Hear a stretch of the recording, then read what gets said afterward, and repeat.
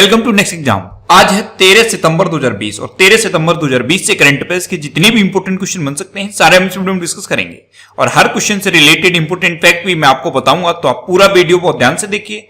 Last में मैं आपसे क्वेश्चन भी पूछूंगा, उसका आंसर आपको कमेंट बॉक्स में बताना है। आज के इस वीडियो की पीडीएफ फाइल आप इस वीडियो के डिस्क्रिप्शन से डाउनलोड कर सकते हैं। पीडीएफ आप हमारे टेलीग्राम ग्रुप से भी डाउनलोड कर सकते हैं। टेलीग्राम ग्रुप पर आपको सारे पीडीएफ एक साथ मिल जाएंगे और टेलीग्राम ग्रुप का लिंक मैंने इस वीडियो के डिस्क्रिप्शन में दे दिया है, तो आप उस लिंक पर क्लिक करके टेलीग्राम ग्रुप ज्वाइन कर सकते हैं। तो चलिए स्टार्ट करते हैं। पहला क्वेश्चन है, हाल ही में विश्व प्राथमिक उपचार दिवस कब मनाया गया है? तो अभी विश्व प्राथमिक उपचार दिवस यानी कि वर्ल्ड फर्स्ट एड डे ये 12 सितंबर को मनाया गया। तो इस क्वेश्चन का बे ऑप्शन सही है। एक्चुअल में ये जो विश्व प्राथमिक उपचार दिवस है ये सितंबर के सेकंड सैटरडे को मनाया जाता है। तो इस बार सितंबर का सेकंड सैटरडे 12 सितंबर को पड़ा है, इसीलिए 12 सितंबर को ये वर्ल्ड फर्स्ट एड डे मनाया गया। अब ये मनाया क्यों जाता है? तो दुनिया भर में चोटों को रोकने और जीवन को बचाने में फर्स्ट एड के महत्व के बारे में जागरूकता बढ़ाने के लिए हर साल सितंबर के दूसरे शनिवार को ये वर्ल्ड फर्स्ट एड डे मनाया जाता है। अब ये इंपोर्टेंट डे वाला क्वेश्चन है, तो वीडियो को पॉज करिए और सितंबर में अभी तक जितने भी इंपोर्टेंट डे मनाए गए हैं सारे बिल्कुल सीक्वेंस में आप कमेंट बॉक्स में लिखिए। आज की इस वीडियो का हम टारगेट रखते हैं 40,000 लाइक का। तो अगर ये वीडियो आपको अच्छा लगता है, हेल्पफुल लगता है, तब आप इस वीडियो को लाइक और शेयर जरूर किया करो। और मैं आपको भी बोलता हूं, डेली मॉर्निंग में उठकर सबसे पहले अपने लिए टारगेट फिक्स करो, चाहे छोटा सा ही टारगेट फिक्स करो, लेकिन डेली मॉर्निंग में उठकर सबसे पहले अपने लिए टारगेट फिक्स करो और फिर अपना पूरा दिन उस टारगेट को अचीव करने में लगा दो। आपकी लाइफ ऑटोमेटिकली अच्छी हो जाएगी। नेक्स्ट क्वेश्चन है, हाल ही में कौन सी भारतीय कंपनी दुनिया की 40वीं सबसे मूल्यवान कंपनी बन गई है? तो अभी रिलायंस इंडस्ट्रीज दुनिया की 40वीं सबसे मूल्यवान कंपनी बनी है। तो इस क्वेश्चन का से ऑप्शन सही है। नेक्स्ट क्वेश्चन है, हाल ही में नेस्कॉम फ्यूचर स्किल्स के सहयोग से किस कंपनी ने भारत में छात्रों को एआई कुशलता प्रदान करने की पहल शुरू की है? तो अभी नेस्कॉम फ्यूचर स्किल्स के सहयोग से माइक्रोसॉफ्ट ने भारत में छात्रों को आर्टिफिशियल इंटेलिजेंस कुशलता प्रदान करने की पहल शुरू की है। तो इस क्वेश्चन का बे ऑप्शन सही है। अब माइक्रोसॉफ्ट की बात है, तो माइक्रोसॉफ्ट की स्थापना कब हुई?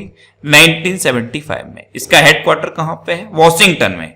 और इसके प्रेजेंट टाइम पे सीईओ कौन है? सत्या नडेला। नेक्स्ट क्वेश्चन है, हाल ही में किस राज्य के द्वारा ई फाइलिंग उपभोक्ता शिकायत प्रणाली को शुरू किया गया है?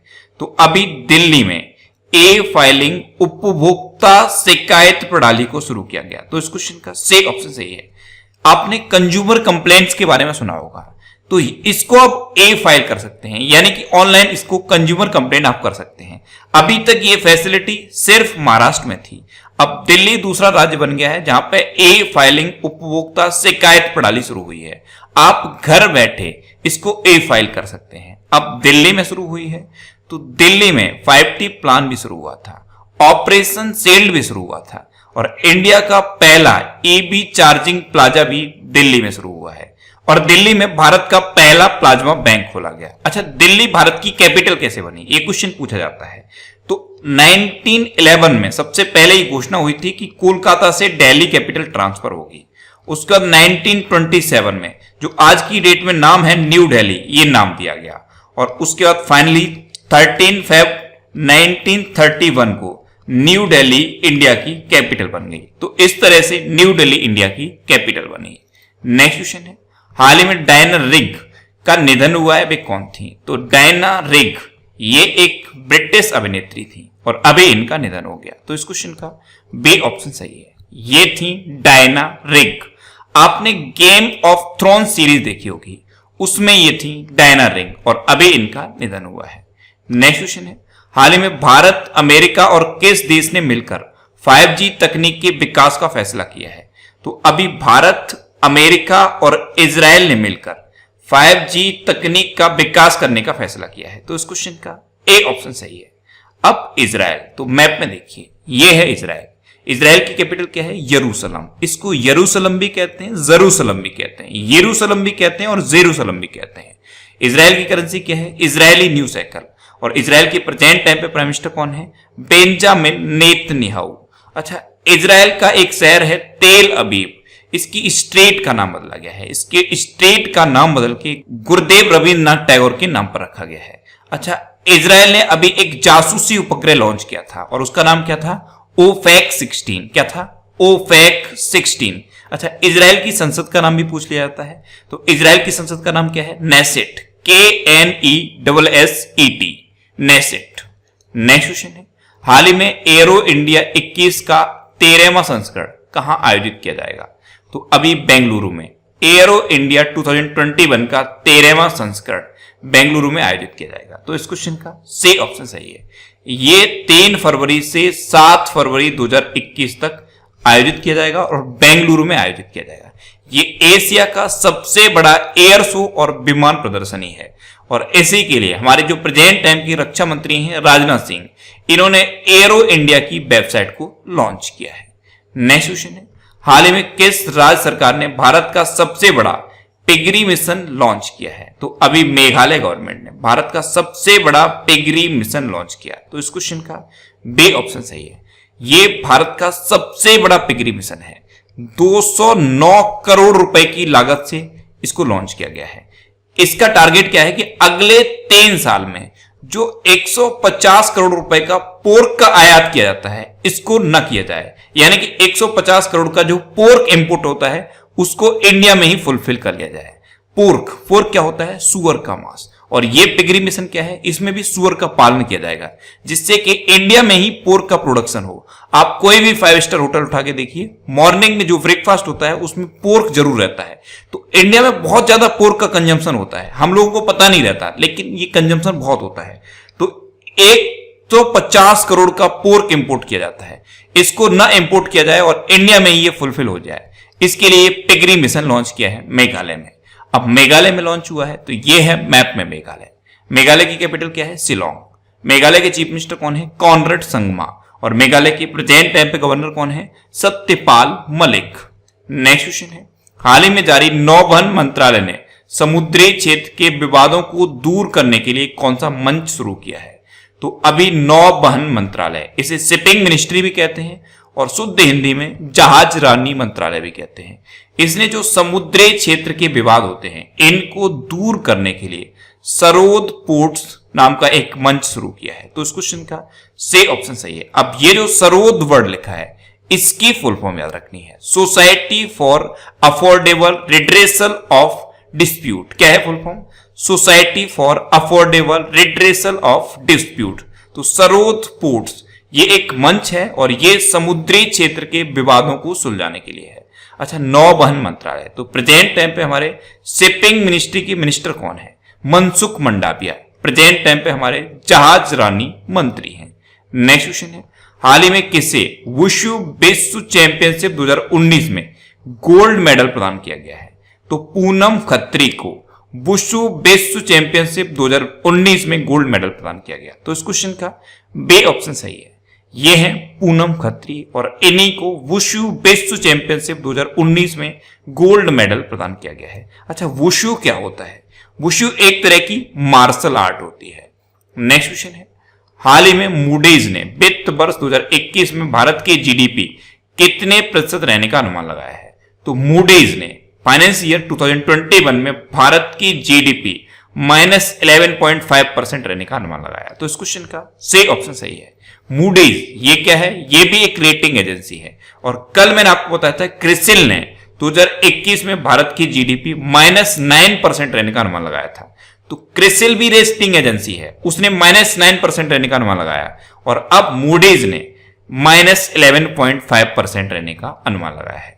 अच्छा, जीडीपी यानी कि ग्रॉस डोमेस्टिक प्रोडक्ट, कल मैंने आपको बताया था कि जीडीपी के बारे में मैंने ये अलग से डिटेल में वीडियो बना दिया है। जीडीपी होती क्या है, जीडीपी को कैलकुलेट कैसे करते हैं और जीडीपी का हमारी लाइफ पर क्या इंपैक्ट पड़ता है, ये सब मैंने इस वीडियो में बताया है। अगर अभी तक आपने ये वीडियो नहीं देखा है तो इसे आप देख लीजिए। नीचे डिस्क्रिप्शन में जीडीपी वीडियो करके एक लिंक दिया हुआ है, उस लिंक पर क्लिक करके आप इसे देख सकते हो।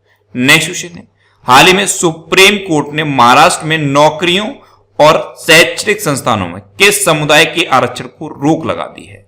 तो अभी महाराष्ट्र में सरकारी नौकरियों और शैक्षणिक संस्थाओं में मराठाओं को 16% आरक्षण दिया जाता था। इस पर सुप्रीम कोर्ट ने रोक लगा दी। तो इस क्वेश्चन का बे ऑप्शन सही है। एक्चुअल में लास्ट टाइम पे जब देवेंद्र फडणवीस की सरकार थी तो उन्होंने मराठाओं को 16% आरक्षण दिया और इसी पर केस चल रहा था और इसी केस की वजह से अब सुप्रीम कोर्ट ने मराठाओं को ये जो आरक्षण दिया जाता था इस पर रोक लगा दी है। अब महाराष्ट्र की बात है तो ये है मैप में महाराष्ट्र। महाराष्ट्र की कैपिटल क्या है? मुंबई। महाराष्ट्र के चीफ मिनिस्टर कौन है? उद्धव ठाकरे। और महाराष्ट्र के गवर्नर कौन है? भगत सिंह कोश्यारी। अच्छा, महाराष्ट्र का जो बॉम्बे हाईकोर्ट है इसके चीफ जस्टिस हैं दीपंकर दत्ता। महाराष्ट्र में संजय गांधी नेशनल पार्क है, गुगमल नेशनल पार्क है और 90 गांव नेशनल पार्क है। महाराष्ट्र की हिस्ट्री पर बेस्ड एक ये बुक लिखी गई थी, Shivaji in South Block the unwritten history of a proud people. इसको लिखा था जर्नलिस्ट गिरीश कुबेर ने। अभी मुफ्त स्वास्थ्य बीमा प्रदान करने वाला भारत का पहला राज्य बना था महाराष्ट्र। अच्छा, महाराष्ट्र में प्रोजेक्ट प्लेटिना भी शुरू हुआ है। प्रोजेक्ट प्लेटिना ये महाराष्ट्र में शुरू हुआ। नेक्स्ट क्वेश्चन है, हाल ही में 9 सितंबर 2020 को किस विश्वविद्यालय ने अपने 100 वर्ष पूरे किए हैं? तो 9 सितंबर 2020 को एएमयू ने अपने 100 वर्ष पूरे कर लिए हैं। तो इस क्वेश्चन का सही ऑप्शन सही है। एक्चुअल में एएमयू की स्थापना हुई थी 9 सितंबर 1920 को, इसीलिए इस बार यानी कि 2020 में 9 सितंबर को एएमयू ने अपनी स्थापना के 100 वर्ष पूरे कर लिए हैं। नेक्स्ट क्वेश्चन है, हाल ही में भारत सरकार ने बैंक उधारकर्ताओं को राहत देने के लिए किसकी अध्यक्षता में समिति गठित की है? तो भारत सरकार ने जो बैंक उधारकर्ता हैं इनको राहत देने के लिए राजीव महर्षि की अध्यक्षता में एक समिति गठित की। तो इस क्वेश्चन का बे ऑप्शन सही है। ये हैं राजीव महर्षि। ये भारत के पहले सीएजी रहे थे। सीएजी यानी कंट्रोलर ऑडिटर जनरल। अच्छा, ये भारत के पहले सीएजी थे। तो प्रेजेंट टाइम पे भारत के सीएजी कौन है? तो प्रेजेंट टाइम पे भारत के सीएजी हैं गिरीश चंद्र मुर्मू और ये जम्मू कश्मीर के पहले लेफ्टिनेंट गवर्नर रहे थे। अच्छा, जम्मू कश्मीर के पहले लेफ्टिनेंट गवर्नर रहे तो अब जम्मू कश्मीर के लेफ्टिनेंट गवर्नर कौन है? मनोज सिन्हा।